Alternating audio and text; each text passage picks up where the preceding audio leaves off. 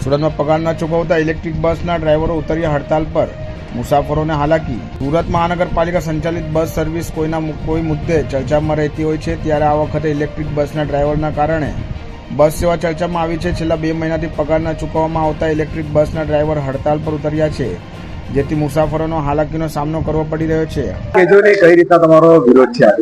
मारू नाम वाजिद हुसैन गुलाम हुसैन मणियार, मैं अमदावाद थी छे साहेब। हमारी ये मांग है कि 2 महीना पहला भी हड़ताल थी थी, आज मुद्दो हतो अमारो पगार नो। पगार अमारो 1 થી 10 ની अंदर थई जवो जोईए।